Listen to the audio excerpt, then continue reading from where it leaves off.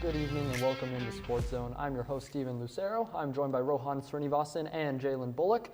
And we're going to talk some Dallas Mavericks basketball. They're finally back after long last, starting off tonight in just over an hour. So it's going to be exciting taking on the Spurs. I'll start with you, Rohan. What are you thinking about this matchup? I mean, you got the Spurs and Mavs, a rivalry, right? Spurs got, Wemby, they got Chris Paul, but we have Luka and Kai. NBA.com voters actually voted this game for a Dallas Mavericks to win 75%, 75 to 25, whatever it is. So I really like our chances in this game. We might start out a bit rusty, you got the addition of Klay Thompson, but look for the Mavericks to really win this game. Yeah, it's going to be interesting. I'm very curious to see how they can all gel and really work in, together. Jalen, what are your thoughts? So, of course, we had those, couple preseason games to see how, a lot of these new additions look. But heading into this matchup against, Wemby and, one of the greatest point guards of all time, Chris Paul, and seeing how those two play well against, a very talented, we'll get into how talented this Mavericks team is later. But I really want to see how Klay meshes with this team. I also want to see where the Mavericks decide to go at the center position, whether, if we're going to go Gafford, whether we're going to go Lively. I really want to see where we go with that in this matchup. Yeah, definitely. There's going to be a lot to talk about with the Mavs. With the Spurs, I'll mention real quick, obviously, didn't have their best season last year, but they've improved. They've gotten better. Chris Paul finds a way to elevate these, bottom-tier teams. Even the rebuilding Thunder before they had everyone going, he made a difference. So it'll be interesting to see what the Spurs pull out. But for the Mavs, let's get into it. Rohan, what are you most excited to see tonight? Klay Thompson, that's who he is. 3 years, $50 million. Let's see him tonight. Of course, you got Najee Marshall. You got Quentin Grimes. Klay Thompson is the splash of the offseason. I can't wait to see him tonight. Yeah, definitely. The Mavs made a lot of moves. You mentioned some of them there. Jalen, what are your thoughts on Klay Thompson and beyond? So I'm a Warriors fan, okay. We'll start with that. But Klay Thompson is a great player. I really want to see with a great playmaker like with Luka, if he's able to get back into the groove that we were saw for most of his career, with where he fits in with this Mavericks team, I feel like he's going to just be able to get to his shot, get to his spot. Not going to really have a lot of the responsibilities that he had with the Warriors. He is a great defender. Let's not forget that. And with this team that has a lot of defensive potential, it's going to be a very, very good move for him. I really think so, and I think he's going to have a great season. Yeah, I think that's important. I think the Mavs are almost like the ideal landing spot for him. Just looking at what he's had to do in Golden State in the past few years, post, Kevin Durant, the dynasty years, he's trying to have to be that number 2 scorer. And, even with the emergence of some of their other young players, he's just struggled a little bit, I think, as he's aged to fill that second-tier role. But now he gets to be a third option, maybe even a fourth, depending on how Derek Lively continues to develop. We'll talk more about him later.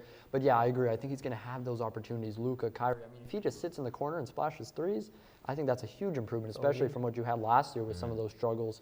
It's definitely going to be interesting to watch. I'll go back to you, Jalen. With Klay Thompson now fitting in, how do you think he's going to do on a defensive side? Is that sort of, maybe not have to be the number 1 option that he was? So, defensively, I think he's going to really guard the 1 through 3. He's going to really, some of those matchups that Kyrie may not be able to do, he's going to be right there with those decisions. I think as far as like a low responsibility defensively, he's not going to be someone who, we're having press, the best player on the opposing team. But that second option, that third option, he's going to be the one to step in those positions. And defensively, I don't think he's really, regressed as a player. So I think that not having to be that primary defender with the Mavericks is really, really going to be a great it's going to be interesting. And the reason I asked is because of the loss of Derrick Jones Jr. I think that was really the one big loss that most Mavs fans are, sort of upset about. But here, I think he comes in, he's a better scorer than him. Maybe not quite the defender, but I think that he's going to make up for it. So, Rohan, what are your thoughts on the swap, basically, with Derrick Jones Jr. and bring now Klay Thompson? Yeah, I don't really look at it as a swap. I mean, you lose Derrick Jones Jr., you get Klay Thompson. That's a great pickup there. 3 years, $50 million. But that's the thing, though. He shoots around 40% from 3. And to be honest with you, I'm not worried about the defensive end. If he can just splash corner threes, that's all we'll need, because Derek Lively, Daniel Gafford will fill in that void for him. So I'm really looking forward to how he does on the offensive end. It will take him some time, to make the defensive adjustments, but look for him to keep scoring. Yeah, absolutely. It's going to be exciting. And, just branching off of that, Gafford, Derek Lively, it's going to be interesting. I think Derek Lively has sort of emerged, now going into his second year. He has so much potential, and I'd love to see him start. But, Rohan, what are your thoughts, Gafford or Lively? I know we've always had a discussion about the starting 5, right? I've always wanted Gafford and Lively to play together and have PJ as the 6th man. I know you guys disagree, and you guys have a perfect reason of why. But Daniel Gafford, Derek Lively, very good defensive players. And when you have Klay, like we said, not very good on the defensive end, more than offense, of course. So I would want PJ to be that sixth man and really have Gafford and Lively play together. Okay, interesting. Jalen, your thoughts? Yeah, that is something I didn't think of having those two play together. That's something that we definitely have to look at. To start off today's game, I really think Gafford's going to get the start. We're going to have Lively off the bench. But I think that this matchup against Wembanyama is really, if he has a great game, I really think he is our man for the future, and I think he's our man now. Yeah. So I really think this game, like if I'm being completely honest, not just because it's the opening of the season, but facing a juggernaut like Wembanyama, whichever center has the better game is who we're going to go with. It's important too, I might add. Like people always think, oh, it's game one. Yeah. That still counts to the regular season. Yeah, there's absolutely. 82, there's 81 to go, but game one matters just as much as game 82. So. Yeah, absolutely. And I think it's going to be very interesting to watch. Obviously, twin towers at center. I think this is something you've lacked for so long. The amount of years Dwight Powell was the starter, just I can't even quite fathom it. But for him to be that bench guy, cheering them on, I like that a lot better. See Gafford and Lively leading the charge. But I want to talk about some of the bench guys though. Jaden Hardy, a guy, just received his rookie extension, 3 years, $21 million. I think it's a really big move. Rohan, do you see his role increasing this season? When you come off a finals run, last season, you look for guys to step up in ways that you didn't see last season, to find if they are actually the missing piece. Jaden Hardy, what did he average? 7 points, 2 rebounds, 2 assists. Those aren't really his numbers. Those numbers really don't define him because he didn't have the opportunities to actually play in the important games and in crunch time as well. Yeah, and definitely, and I think we've seen, when he gets that opportunity, he steps up, and I think, I have this fantasy, I think, for years that he would be the next Jalen Brunson for the Mavs, and I'm not saying he's going to turn into the Knicks superstar, but I really think he has potential to be able to come off the bench and really provide secondary scoring and a good, facilitator as the point guard. Jalen, what are your thoughts on Jalen? So he is a natural scorer. I want to start there. Top 3 player coming out of high school. If you see the way that he shoots the ball, the way he's a silky, smooth player, I really love his game. We'll start with his role is going to be very much increased this year, just with the losses of Josh Green, with Tim Hardaway Jr., similar players to him. I think as we spoke on, but when he gets playing time, when he is able to play more than 7 minutes a game, the way that he is able to shoot the ball, the way that he's able to score naturally, most importantly, he is a natural scorer. I really think that this is going to be a big year for him, and I really think that 3-year deal, by year 2, especially next year, he's going to be really key. Yeah, I'm very excited to see Jaden Hardy kind of, maybe lead that bench unit, really see how he can continue to develop. But overall, this team is so deep and it's so complete. Rohan, would you say it's the most complete Mavs team we've seen since maybe even the championship team? I would say so, just because you look at last season at the trade deadline, we went 21-9 to finish that season because of PJ Washington, Daniel Gafford. We have those same 2 players now. Second reason, you guys know him, Luka Magic, the Don, with Kyrie combining 60. That's just insane to me. So you'll always be in a game, no matter where you are on the road or at home. You're always going to have a chance to win that game with those 2 players. I can't wait for the season to start. Yeah, definitely. It's a great team. And Jalen, do you think they can make it back to the NBA Finals? So with this team having a lot of players, especially bringing in Klay, it's a player who has won a lot of finals. Having the balance of veteran leadership, but also the youth. I think that this team is primed for a very deep run in the postseason. There are a couple teams in the Western Conference that I think are very talented, had a lot of moves like the Clippers. We have the Thunder. The Nuggets are going to continue to be the Nuggets, and the Timberwolves are just waiting to get over that next step. But I do think they're right now, like in my opinion, I would say they're the 3rd best team in the Western Conference. But I do think if we are able to finish the season this year, how we finished last season, man, Celtics better watch out. It's going to be tough. It's going to be very exciting to watch the Mavs, obviously, starting off tonight. But I did want to get into the rest of the NBA a little bit there. A lot of movement around the league, a lot of new faces and new places. Rohan, I'll start with you. What do you think is the best addition around the league? I guess he's injured now, but we got to say Paul George to Philly, right? I mean, you saw it coming with Joel Embiid and, Paul George is sitting right next to each other on NBA Countdown. They're like hinting at each other, oh, you want to play with me or not? But I have him as my player. But I want to bring up a coach, JJ Redick. He can actually be a tremendous, not necessarily pickup, but he's a coach, right? He will take the Lakers to the next level. A brilliant basketball mind. I can't wait to see what he does for the Lakers this season. All right, Jalen, your thoughts? So I'm going to go another West Coast guy. I'm going to go DeMar DeRozan, to the Kings. I really think playing with De'Aaron Fox, playing with Domantas Sabonis, he is, consistently an all-star caliber player, but I really think that he is the missing piece for them, and what he's going to be able to do, not just offensively, but also from a leadership aspect for the Kings organization, is really going to set them up for success for the next, even when he retires, when he, finishes his career, just because of the culture and the way that he plays the game. Yeah, absolutely. I really like that pick. But, for the Mavs, hoping it can be that Klay Thompson. Hopefully he can really step into that role and, hey, maybe even get a 5th championship. So it's going to be exciting. But the Mavs do kick off tonight at 6:30. Be sure to check that out. But for now, we're going to move on to the World Series. There's no harm in wanting to have fun while in college, but it's easy to lose track of how much you've had. Apps like Drink Control and Alkadroit can help keep track of your consumption and blood alcohol levels. If you or someone else does drink too much, the signs of alcohol poisoning are as follows: pale skin, vomiting, confusion, low body temperatures, irregular breathing, blacking out, and is hard to wake up or cannot be woken up. Dude, are you okay? Hey, what's wrong? Wake up. It's an exciting time of year, but it's important to be responsible. If you suspect someone is suffering from alcohol poisoning, get help immediately. You will not get in trouble for seeking help if you are underage. For more info and resources, go to UNT's Division of Student Affairs.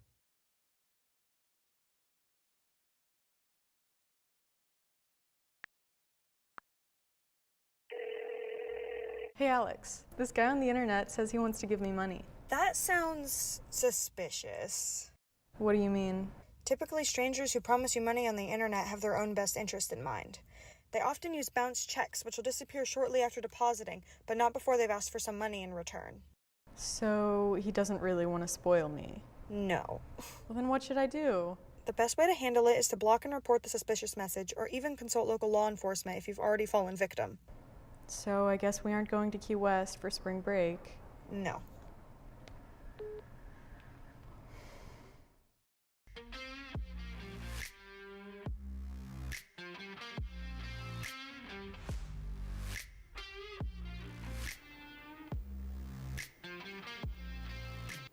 Welcome back to SportsZone. I am joined by Jack Shrupsha and Jay Lathan, and we're going to talk World Series. It's finally here. We're in October, and it's going to be exciting. The Yankees-Dodgers meeting for the 12th time ever, the most common World Series matchup of all time. I'll start with you, Jay. What are you expecting to see from these two powerhouse teams?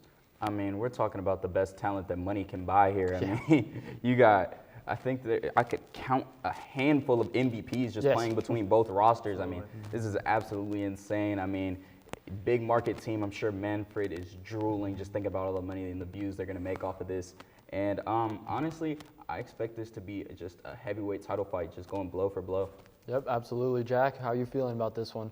Oh, this is great. I mean, this is the best time of year, with the NFL season up and running, NBA and NHL starting, and now we got World Series baseball. And two big market teams like you were talking about, Dodgers, Yankees. I think this is going to be a 6-7 game series of just a dogfight for sure. Yep, definitely. These two teams, obviously, incredible talent. So heavyweight, just loaded from top to bottom. Are these two teams, Jay, that you expected to be here, or are you a little bit surprised? Well, Dodgers, I expected to be here. I mean, consistently year in and year out, one of the best teams in baseball. But I mean, for the Yankees, man, I mean, once they saw the Astros gone, I'm sure they were just foaming at the mouth like that. That might have been their Super Bowl there. I mean, that was their kryptonite. And I mean, so all else fails, I mean, I think this year's a disappointment. If they don't win, this is probably the best shot they have. Yeah, definitely. Jack, how are you feeling? I'm not really surprised at all. I mean, these were two teams that were real successful throughout the season. I think a lot of baseball fans as a whole aren't shocked. These are two teams who have been playing high-level baseball all year long, and great runs to get here. So this is going to be a really exciting series for sure. Yeah, definitely. When you have two teams like this, it's almost hard to pick a favorite. The odds, it's like, Jay, I'll ask you, though, do you think there's a team with an upper hand in this series?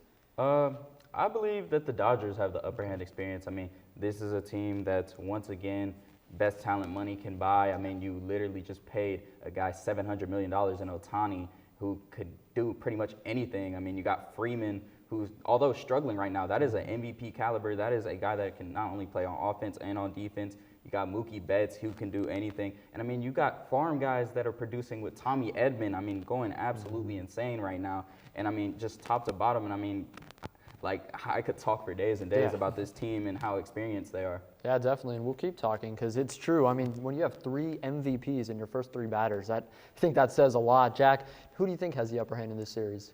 It's really tough to tell because, these two teams really match up with each other so well. Obviously, series starting off in LA, you think is the home crowd really going to play a factor? And really, it's like, I feel like if you go up 1-0, that's a huge deal, So it's tough to say right now because and a whole series could just flip just like that. It's going to be interesting for sure. Yeah.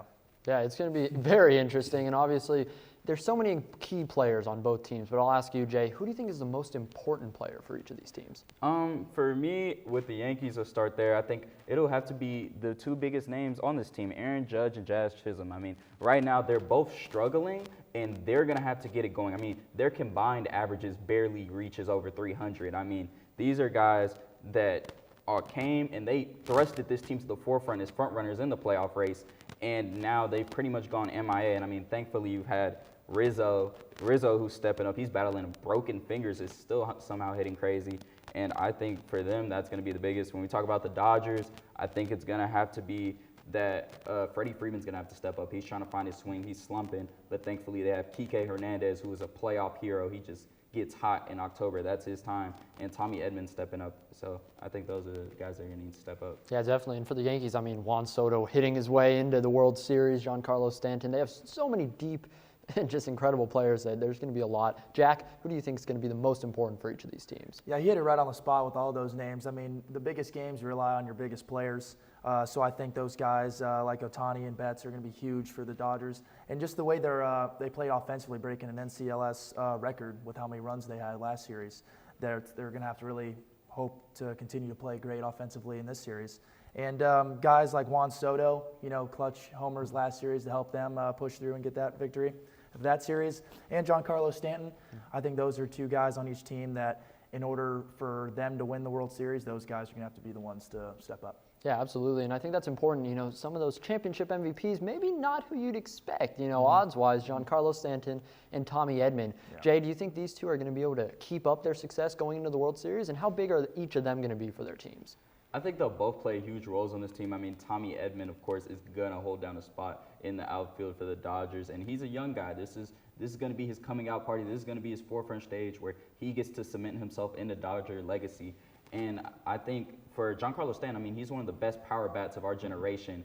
And I think at 34 years old, he's starting to understand that this is probably his best chance at getting a ring. And this is a guy who was in the MVP race back in Miami. And I mean, consistently, day in and day out, when he's on the field, he is one of the best hitters. But that's if he's on the field. So as long as he stays healthy, I think Giancarlo Stanton will be fine. Yeah, definitely. And Stanton is such a huge name because he was, I think, such long criticized, since he joined the Yankees, really, just of not being healthy, not living up to that giant contract they gave him. But, man, I think he can make it up, all of it, if he can go and continue to be the clutch hitter he has.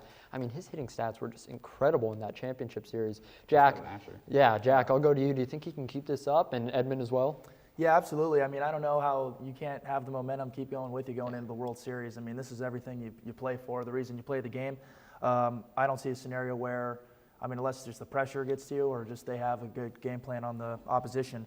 But I absolutely think that's going to continue on. Yep, definitely. We've talked a lot about hitting. I do want to get into some pitching, though. Jack, I'll go to you this time. Who do you think has the upper hand in this pitching matchup? I'm going to go with the Dodgers. I think their bullpen has been such almost an under-talked about reason why they're here. It's been such a big factor for them. So if they're really able to pitch well and really slow down those big-time hitters we've talked about on the Yankees, that could be what makes or breaks the series and helps them win. Yeah, definitely. Jay, your thoughts? I'm going to kind of go against him a little bit. I think Here we go. Starting pitching-wise for the Dodgers, and the Dodgers are one of my favorite teams. They are a really volatile team when it comes to starting pitching, and they've been rocked early all throughout this postseason, and they've been skating by on the offensive power that they have, and their bullpen just being absolutely outstanding. I mean, you're really just giving Dave Roberts a hard time having to micromanage these teams, and I think the Yankees, that their starting rotation is a lot better, and I think that Garrett Cole will have to be the deciding factor because I think that they'll have to see him possibly 3 times in this series. So his longevity will be important. Yeah, I think that's important. The Yankees, I would agree with you. Their starting pitching has just really kind of stepped up in this postseason when they needed to. But for the Dodgers, we talked about it, the bullpen has really been what's bailed them out, and I think that was really a good point you made there. Jay, do you think the bullpen is going to be enough, or do you think that the starters really need to go deeper into these games? I think the starters are going to have to go deeper into these games because, I mean, bullpen guys, because they don't pitch as long, are seen more frequently. Exactly. But that also becomes a problem when you get to seeing guys 6-7 times throughout a series. And Blake Trinan and Bruce Gratterall, they have filth, they have stuff.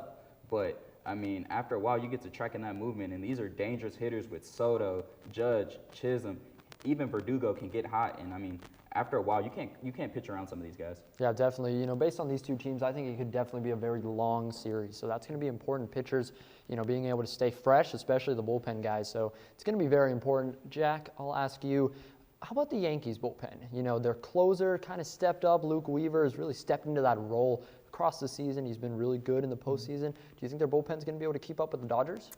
Yeah, you certainly hope so. I mean, I agree with what Jay was mentioning. You got to kind of rely on those starters, but it's kind of hard to when they're throwing, you know, 90, 100 pitches a game, and you know, a long series, just that wear and tear. That's why I think the bullpen for both teams are really important. So, like I mentioned earlier, I feel like whatever team has the better pitching play and bullpen play, the consistency there, that could be who ends up winning the series. So. Yeah, definitely. It's going to be exciting to watch. Get started off on Friday. But Jay, I'll go to you. Make your prediction right now. Who do you think is going to win this World Series? I really hope the Dodgers can get it in 7. That way they can erase that Mickey Mouse tag that's put on their 2020 championship. Like Kike Hernandez said, he actually wants that parade. He didn't get to experience it in 2020. And I think it'll complete the Ohtani saga, and it'll really vault him into a new stratosphere when we talk about his legacy in MLB history. And I hope he can low-key pitch in Game 7. I think that's a possibility. It wasn't ruled out in September that he would be available to pitch in October. Yeah, that would be amazing if we get the two-way player doing both in Ohtani. Jack, who do you think is winning this World Series? Either way, it's going to 6 or 7 games in my opinion, but I'll take the Dodgers. All right, you know, I'm going to take Yankees in 7. We'll see. It's going to be a really good one, obviously, starting off on Friday. Championships. Yeah, it's gonna be close. It's gonna be so exciting for both these teams. But for now, we do got to move on and get into UNT football. Has this ever happened to you? My bike is gone. Stolen bikes are an epidemic sweeping college campuses across America. What am I supposed to do? It's quite simple. The We Mean Green Fund has partnered with the UNT Police Department to offer free bike locks to any UNT student with a bike. Just show up with your bike in tow and ask. Now I'll never lose my bike ever again. Enough worrying. Get your bike lock today.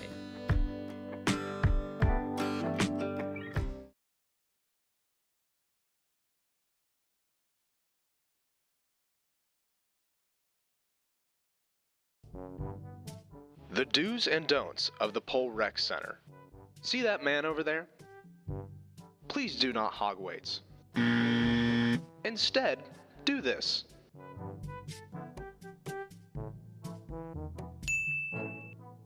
Another important part is having an attentive spotter. See, here is an example of a non-attentive spotter. Instead, do this.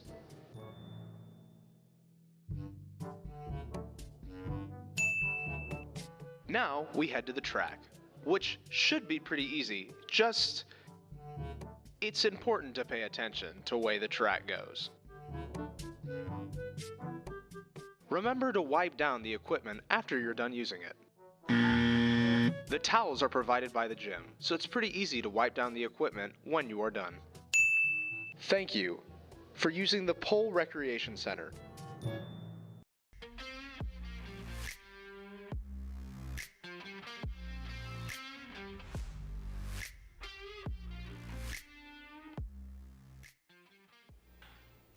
Welcome back to SportsZone. I'm your host, Steven Lucero. I'm joined by Emily Condry and Nick Volpetti, and we're going to talk some UNT football.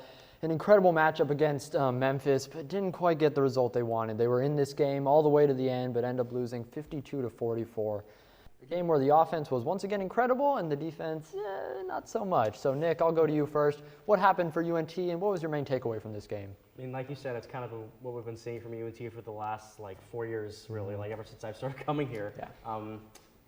terrific offense and horrific defense, basically is how I would describe it. Memphis, they were able to score in a variety of ways. They were able to get quick strike touchdowns. They were able to get longer drives for touchdowns. They were able to score on the ground, through the air. I mean, they really just kind of had their way with the UNT defense. And like I said, that's a problem we've been seeing for UNT for years. And it's unfortunate because the offense was great. I mean, we'll talk about Chandler Morris and DT Sheffield in a bit. They were fantastic, but defense just, 52 points, you're not going to win. Give them 52 points. Yeah, definitely. Emily, what were your thoughts on the game and what went wrong for UNT? You know, I have to back up what he said. The defense is definitely the biggest struggle for them right now. There was 2 turnovers, which I honestly can't blame Morris that much for it, because when you're throwing that much, when all that pressure is on you, you're going to give up at least something.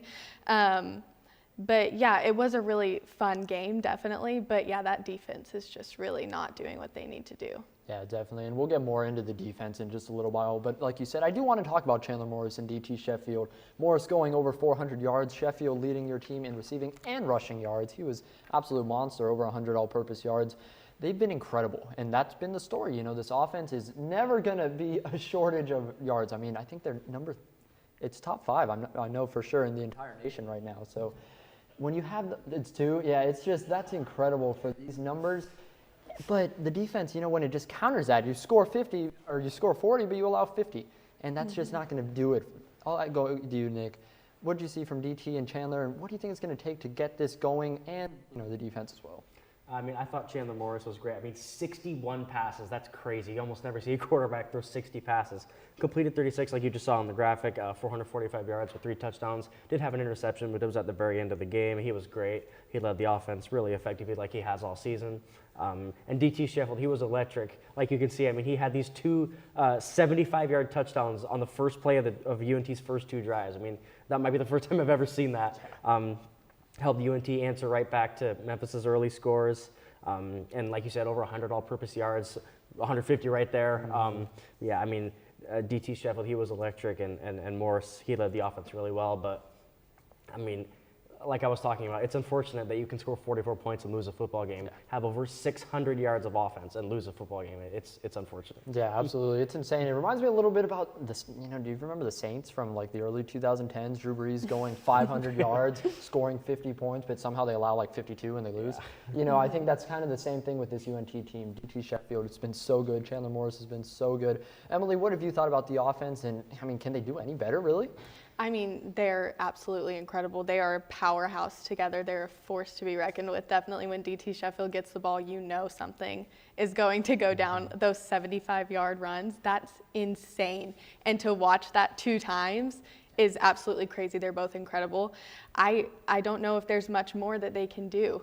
I think they're doing their job, and it's a team sport, and the other parts of the team need to step up and back up their quarterback. Yeah, DT Sheffield, just one of the most exciting receivers UNT has seen in a long time. I mean, he's like, to me, he's like our mini Tyreek Hill. His speed, his quickness is incredible. I wouldn't be surprised if he got drafted even, you know, later in this draft. I think it could happen. DT is so good. But obviously the defense, you know, when you allow 52, it doesn't really matter. So, Nick, I'll go to you. What's it going to take for this defense to adjust and get on track and, you know, just not allow 50? I mean, with only 5 games left in the season, it's hard to make any kind of major adjustments. I'm seeing like 3 of the major issues that I'm seeing is they're missing a lot of tackles. They're giving up a lot of big play touchdowns, like you see just one player behind the entire defense. I mean, that's not good. And then even when they don't allow the big plays, you're seeing like these, you know, methodical drives where they're giving up constantly 10, 15-yard plays. And I think maybe if you can try to fix maybe even just one of those issues with how good this offense is, if you can just be like, even if it's like a below average defense, not a terrible defense like what it's been, I think that they could win some more football games. I mean, they're 5-2, but I mean, they could be 6-1 if they had just showed up a little bit against Memphis. Yeah, absolutely. And I mean, you were winning that game. Your offense was propelling you to what should have been a win there and a big time one coming into this homecoming game. We'll get into that in a minute. But Emily, I'll go to you this time. What's it going to take for the defense to at least, you know, just get something going? I think maybe they need to stay focused. You need to get into that headspace and you need to stay with it, definitely. Like you said, Eric Morris has mentioned multiple times the tackling. There's been multiple chances for a sack and they've just kind of let the quarterback through, which you just can't let happen. So I think maybe be more focused, more physical, faster, just really get into the game. Yeah, definitely. And even just that competitiveness, that effort will make a difference, even if you don't allow 50, even if you allow 40, you win this game. So I think that really matters for sure. But I do want to get into our next game. This Saturday is homecoming, UNT matching up against Tulane, another good AAC opponent. So it's going to be very important to get this bounce back game early on, 11 a.m. game on ESPN2, first nationally televised game here at the university in almost over a decade now. So it's absolutely going to be an exciting matchup. Nick, what do you expect to see from UNT, and can they get a big bounce back win? I think that if they are going to, they're going to have to focus on guys like Mekhi Hughes for Tulane. Their rushing game with him has been really good this year.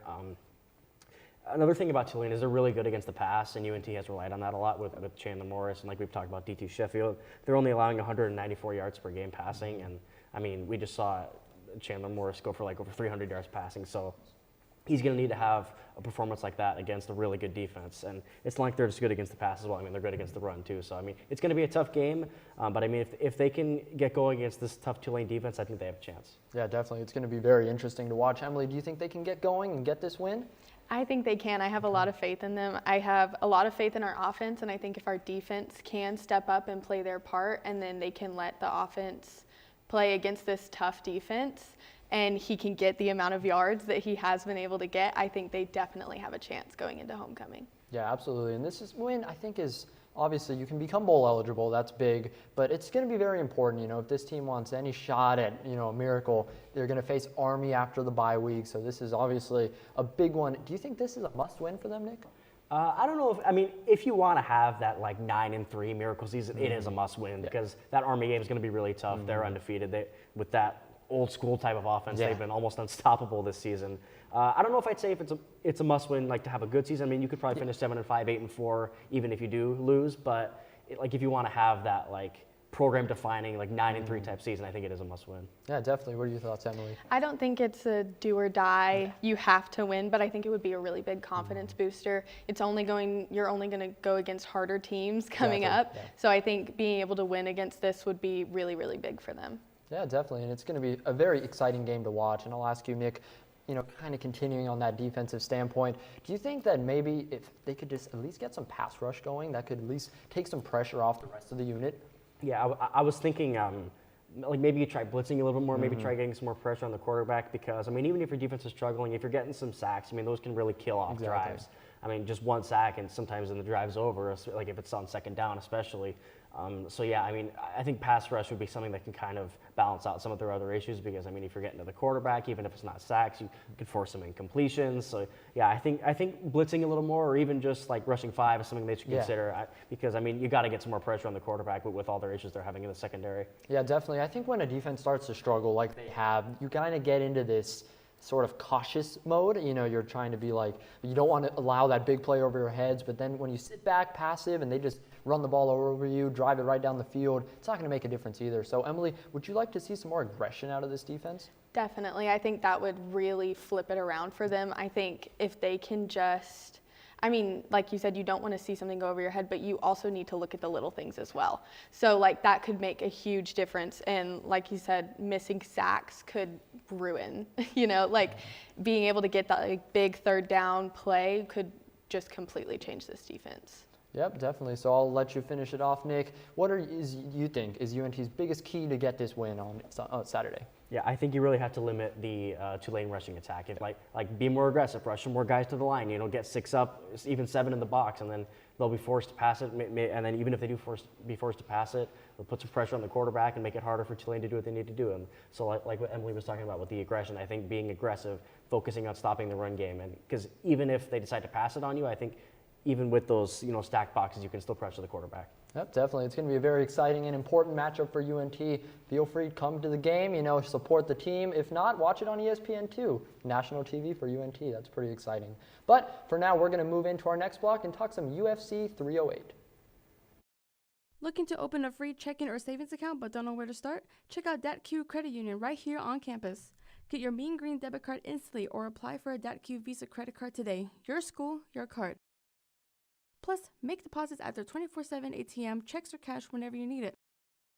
Make sure to sign up for DatQ's online banking platform and mobile app for easy access anytime, anywhere. Visit them at www.datq.org to learn more. DATQ, the official financial institution of UNT Athletics.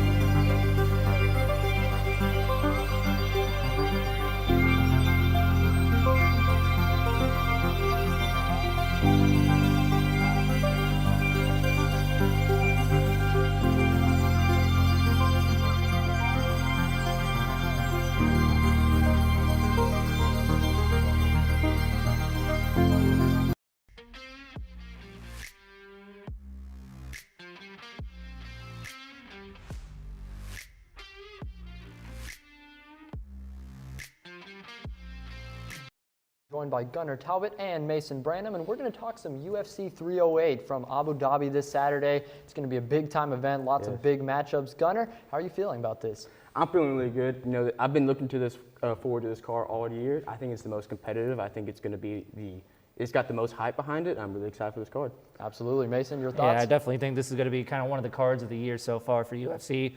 Obviously, coming off 307, that was a big event, but I think 308 in Abu Dhabi, I mean, Abu Dhabi is always a great crowd for UFC, so I think UFC 308 is going to be one of the best matchups this year. Yeah, absolutely. Ilya Topuria against Max Holloway. This is just going to be so exciting. You know, when you have the champion, the number 2, fighting for that belt. I'll get you, Gunnar, first. How are you feeling about this matchup? You know, I think we're in for a fight of the year candidate here. You got two guys who are very good at striking. Max Holloway claims he's the best striker in the world. Topuria is coming off a knockout loss or a knockout win against Alexander Volkanovski. Some people say the GOAT of the featherweight division. Really excited for this fight. For me, I think I'm going to pick Topuria here. You know, they're both very good at boxing. They're both very good at fighting. But I think what separates the two is that Topuria has a Greco-Roman black belt and a black belt in Brazilian Jiu-Jitsu. So if things are not going good on the ground, he can on the feet, he can take this fight to the ground. Yeah, he has different weapons in his arsenal. Yeah, definitely. He has, you know, a little bit of all of it. You know, if this becomes a wrestling match for him, I think he'll get it done too. So Topuria, obviously undefeated. This is a big time, I think, moment for him to really establish himself as one of the best featherweights, you know, right now as he's continuing to come up in his career. Mason, how are you feeling on this matchup? I think Topuria is going to be, you know, this is going to be a huge matchup for him. Obviously, with this being his first title defense since winning the title in February, I think this is just a big match for him. I think one thing you have to note, though, is the size advantage for Holloway. 5'11" versus 5'7". I mean, just having that size is going to really help. Both have a 69-inch reach, which I think is going to kind of help both fighters, but I think Ilya's going to have a better advantage kind of in the striking, in the ground game. And one of the things that I'm looking for Ilya is trusting his instincts. Obviously, you know, he has a lot of knowledge, you know, how to win fights. I think if he relies on that knowledge, if he could stay aggressive, I think, you know, obviously he's won a lot of fights early and often. I think if he can kind of come out of the gates hot, and for his head movement, obviously that's another thing. Just kind of with Holloway claiming he's one of the best strikers, if Ilya can kind of move his head around and avoid those big strikes, I think Ilya can win this fight. You know, I think a big, tail of the tape of this fight is power versus precision. Holloway's known to be that guy. He throws a lot of strikes. He's active. He has the most significant strikes landed in UFC history. But Topuria can take your lights out. You know, he knocked out Volkanovski, given he was coming off a knockout loss to Islam Makhachev. But he's knocked out plenty of opponents, and he's submitted opponents. And I think he can find that shot. And if he does, he's been saying all week in the build-up, you know, I want to knock him out in the first or second round, you know. And if he does that, you know, there's a real case to put him on that pound-for-pound list. You know, he's right up there with Makhachev and Alex Pereira. If he can do what he says. Yeah, definitely. It's going to be exciting. And I'll ask you, Mason, Holloway, definitely a veteran. You know, he hasn't backed down from this fight. You know, he's ready for it too. But Topuria has just been on such a, you know, just rampage right now. I mean, he's a killer. And how do you think these two are going to match up, veteran versus really the young gun? I think it's honestly going to be a kind of one of those experience battles. Obviously, with Holloway being the veteran, he's going to have a lot more experience. But again, going back to Ilya, just trusting his instincts. But for Holloway, the 3 keys that I have for him winning is to drag Ilya into the deep waters. Ilya has had 0 fights go past 3 rounds. So I think if Holloway can make the fight go into those deeper rounds, I think he has an advantage. And again, take control early. Obviously, Ilya's going to have that same kind of mindset as being able to take control and stay off the cage. Ilya's kind of been one of those guys once he gets you near the edge of the cage, the sides of the cage, it's basically game, set, match. So if Holloway can kind of keep it more in the center of the ring, I think that's going to help him win. And I think just him being able to just use those strikes effectively is going to help him win a lot of these strikes. And I think another big point is, Holloway's been here for a while. Yeah. He was a former featherweight champ. He's been doing this since the UFC was one of the first promotions he was really in, He's fought his way back up to the title picture, and people forget he's still young. He made his UFC debut when he was 28. So while he's become a champion, had all these title defenses, had all those legendary fights against Volkanovski, he's in his prime of his fighting. He's 32, 33. It's going to be very interesting. Who do you think wins this fight? I'm going Topuria. All right. I think the well-roundedness of Topuria is going to take Holloway. All right. Mason, your thoughts? I'm going to go Topuria as well. I just think with his ability and just coming off that hot streak against Volkanovski and Holloway, yes, he has the more veteran advantage, but I think just Topuria has just been lights out on his game. So I think Topuria wins this fight and retains the title. Yeah, I'm going to have to agree. I think Topuria wins by KO. I think he's going to get it done. So it's going to be very exciting. But let's move on to the co-main because, another very big matchup here. Khamzat Chimaev against Robert Whittaker. Once again, sort of you have a veteran, you have someone who's hungry for this. Gunnar, how are you feeling about this fight? Some people might say I glaze Khamzat Chimaev too much, but I personally think he is the best fighter, not just at middleweight, but at welterweight or light heavyweight. I see him beating everyone there. All right, Whittaker, he's also a former champion, which is great. We have 2 Kona main events where we have former champions and champions fighting, and he's very well rounded. He can box, he can wrestle, but Khamzat Chimaev is just a different beast. And I think we're not too far away from Robert Whittaker getting knocked out by Dricus du Plessis. Everyone seems to forget that was just last year. So I think Khamzat Chimaev can win this fight. All right, it's going to be very exciting. I'll go to you, Mason. Chimaev, definitely an interesting thing. He has experience. He's really never been a middleweight, though. He's bounced around a few different divisions, but ranked 12th. How are you feeling about that ranking? Do you think that's fair? I think that's a good kind of entry level. Obviously, you don't want to put him at the top, but you also don't want to put him at the very bottom because, again, Chimaev has proven himself. But one of the things kind of going into this fight that I'm kind of curious about is this is Chimaev's first fight in a year. I mean, exactly. One of the things that a lot of people have been talking about is the possibility of him maybe backing out of this fight, which I don't think he will. But having that year of just ring rust, I think that's going to play into Whittaker's advantage, honestly. I think he's going to be a guy that can take advantage of that rust and just come out early. And again, Whittaker has won 3 of his last 5, 1 by KO and 2 by unanimous decision. But he won his last fight by KO in the first round, only a minute 49. So I think Whittaker is going to come out of the gates hot. I think he's going to take advantage of Chimaev's kind of slow, he hasn't had a fight in a year, so I think he's going to take advantage of that, and I think that's honestly what's going to give Whittaker the hump in this game. Yeah, absolutely, and I think that's very important what you said there. Chimaev obviously dealt with the illness stuff, the injuries, everything, that's kept him from fighting. How do you think he's going to do coming back against an opponent like Whittaker? I still think he's going to do very well. Okay. We were supposed to have this matchup in last January. It was scheduled for a fight night. Khamzat got sick, he had to pull out, and that's where you get that awesome Robert Whittaker finish in the first round against Aliskov Islam. But let's be honest, he took that fight on short notice, and before that fight, Robert Whittaker had just lost to DDP. So I don't really think there's going to be too much ring rust. He's proven himself, even though he fought Kamaru Usman, who was a middleweight. At last UFC 294 when Paulo Costa pulled out because of the elbow injury. That's still an all-time great. That's probably the second best middleweight of all time, or welterweight of all time, and he thoroughly handled him in the first round. So I still think Chimaev's very good. It's going to be a very exciting fight. Mason, who are you thinking is going to take this one? I think Whittaker. I just think with Chimaev having that year off, I just think Whittaker has just been too much on his game lately, and I think that just year out of the ring is just going to kind of play into Chimaev's downfall a little bit. All right, Gunnar, your thoughts? I got Chimaev winning it. Okay. All right. I think Whittaker he's a little bit older now, and I got Chimaev just wrestling him. Yeah, it's tough for me. I think my heart says Chimaev, but my head, I got to go with Whitaker. I think his experience, once again, just that time off, I really think he's going to take advantage and win this fight. But it's going to be very exciting, obviously. There's still more to get to. Lerone Murphy against Dan Ige. This is another interesting matchup. Mason, I'll go to you first this time.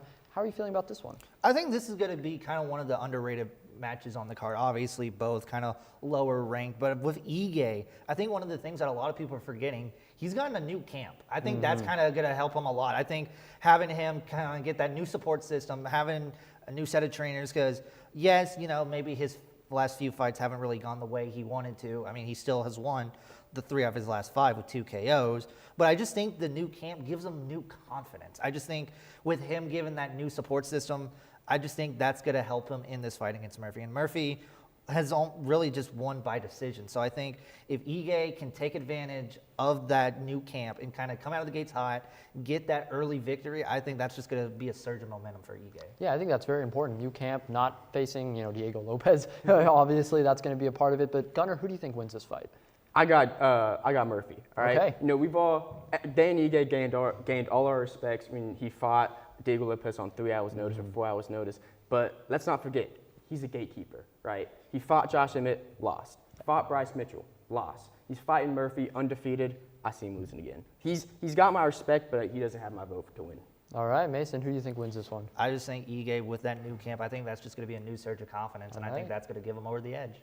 All right, I'm going to have to agree. I think Ige takes this one. It's going to be, though, a very great card. I mean, we didn't even get to all of it, but it's going to be super exciting to watch from Abu Dhabi on Saturday. But we're going to get into our final block and talk some fantasy football and NFL injuries. Willis Library, located at the University of North Texas. It has computers, printers, and the building is open 24/7. By going online, you can book up to an hour of reserved space and one of the many private study rooms. Many of them are equipped with whiteboards, a table, and a TV to hook up to your computer. Textbooks can be checked out for free with a student ID. They also have many of these in ebook forms. This is still a library, so always remember to be quiet and respectful of other surroundings, especially in certain places where talking is not allowed. For example, the 3rd and 4th floor are completely quiet. As you can see, Willis Library has many options for students, with it offering many media sources and staying open all the time.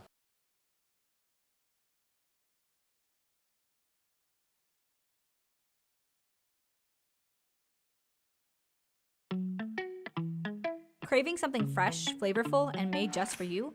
Look no further than Avesta, your go-to destination for a delicious, full-service dining experience. Dive into our customizable omelets, expertly crafted by our talented cook Jonathan, who guarantees every bite is perfection. All our dishes are handmade, prepared with only the freshest ingredients. Explore our assembly line where you can choose from any of our globally inspired dishes, or customize your plate. It's that easy. And let's not forget dessert. Indulge your sweet tooth with treats from Clark Bakery. With convenient payment methods including card or flex, it's the perfect dining spot for any occasion. Quench your thirst with our wide selection of drinks.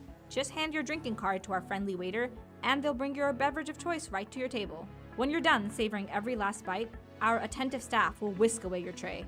Enjoy the peaceful ambiance as you dine in, or use our takeout option for a meal on the go. Avesta.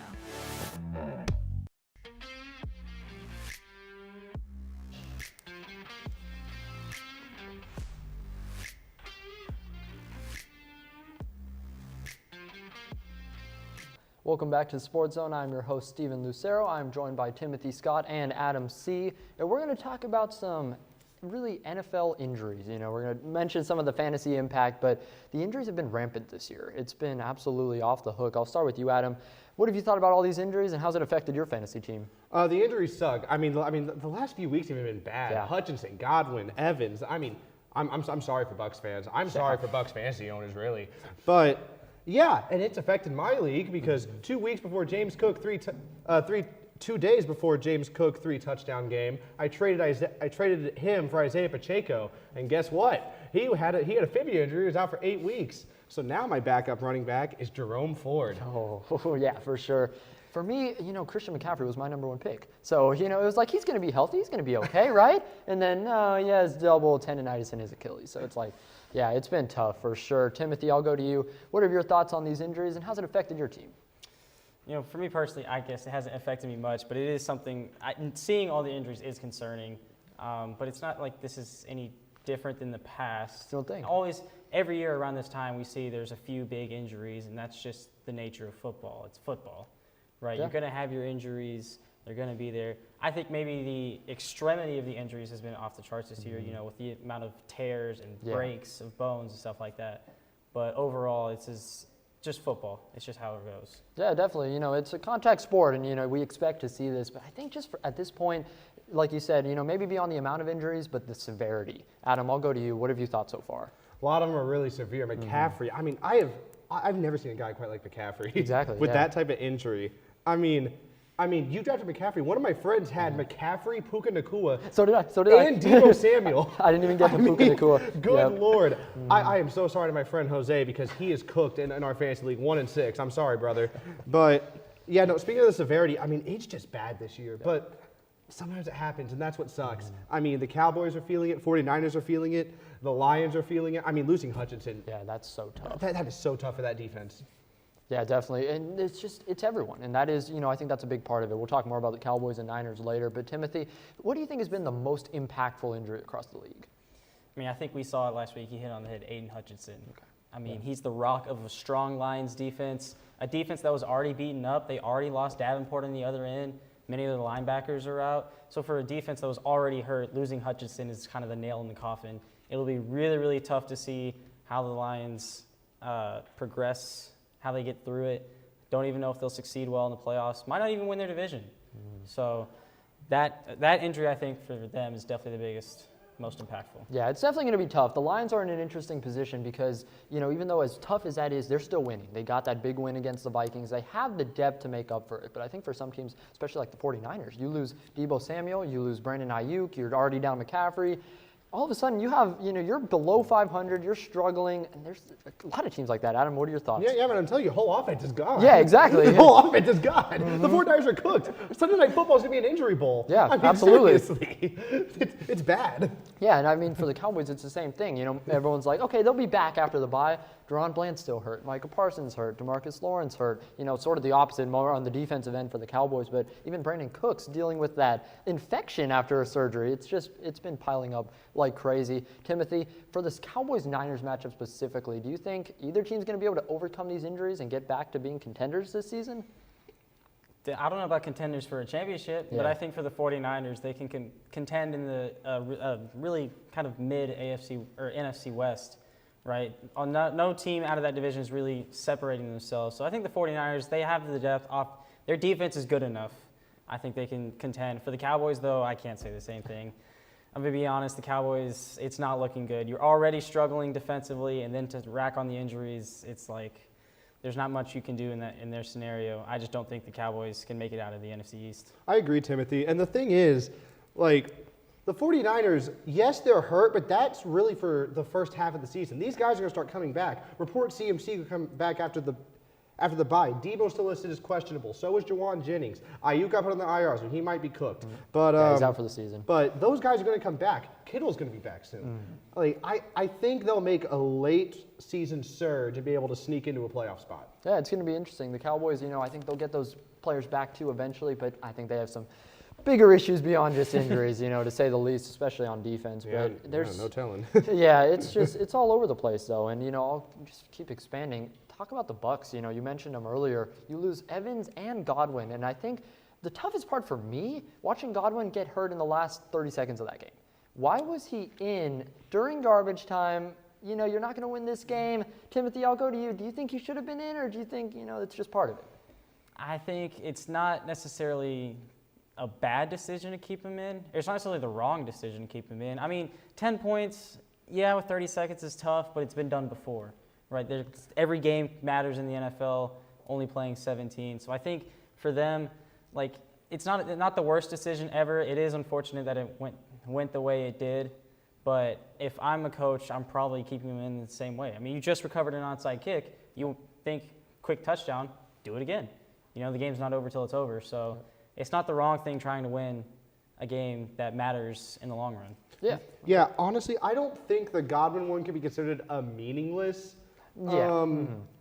situation. I'll use an NBA comparison. I'm going to just talk about Derrick Rose. Yeah. Derrick Rose had never been in that playoff game all those years ago. If Derrick Rose isn't in that game, we have a generational player that's going to be first-team All-NBA like 8 times. I mean, seriously. In meaningless game situations, don't put him in. But I don't know if Godwin was a meaningless situation because they could have won, hypothetically. Yeah, and I get that. It's not meaningless, but just for me, 10 points, 30 seconds, I'm like, and I know you can't predict something like that's going to happen, and that's just at one point, just bad luck, and that's part of it too. But just, I think if I'm a Bucks fan, just seeing both of my top receivers go down after such a great start to the season, it's just so frustrating. Adam, how are you feeling? The thing is, man, Godwin.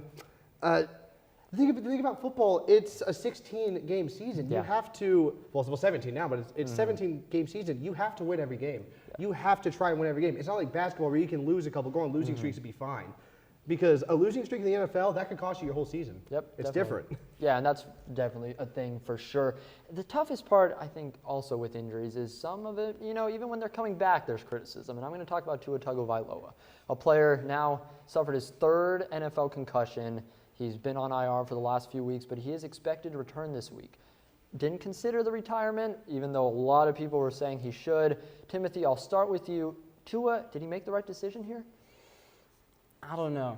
Yeah. I'm going to be honest. You can't really predict such. I think the wrong decision was him not at least considering retiring. That's 2 big hits you've seen. He's fingers going in the wrong direction. Yeah. That kind of thing is not going to have, that goes beyond football. He's going to have, that's going to have lasting effects well after he retires. So I think at least consider it. But I would love to be proven wrong and have him have a great career. Here's the thing. I understand being a competitor. He wants to compete. He loves this game. And I understand that. But at the end of the day, this guy's a family man. This guy has kids. He has a family. 3 concussions, 2 times in the fencing position. For you to be in the fencing position for concussions, you have to be hit seriously hard. You have to get a really severe concussion to be put in a fencing position. And as I said, the guy's 26, and he doesn't even want to wear the Guardian cap. And he said it's a personal decision. Brother, I get it. It looks stupid. It looks dumb. But, man, it's about your safety. It's about your future. We've seen how CTE affects athletes. CTE is a really bad thing. We saw what it did to Antonio Brown. We're going to see it whenever they scan his brain eventually. It can really destroy people. Yeah. So it's not that I'm mad he didn't retire. It's more that I'm mad about it. It just seems he's almost disregarding his own safety. And it just seems so silly and boneheaded for something that could be a lot more preventable in the future. Yeah, absolutely. And I think that's very important, talking about CTE, these wider effects. It goes beyond football. And for me, I don't think it's our place to speculate on Tua in terms of you should have retired. For me, that is his decision, and he loves football, and I understand that. If that's going to be his choice, that's his choice, and that's perfectly understandable. But I will mention, beyond even just the Guardian cap, just being smarter. He drove himself right into Damar Hamlin. It wasn't an injury that needed to happen. Take the slide, and I think that's going to be important. But, well, that's all the time we have for today. It's going to be very exciting, all these things. We had really a great show, but thank you guys so much for watching. Feel free to follow us on our socials at NTTV Sports, and stick around for NTTV Nightly News.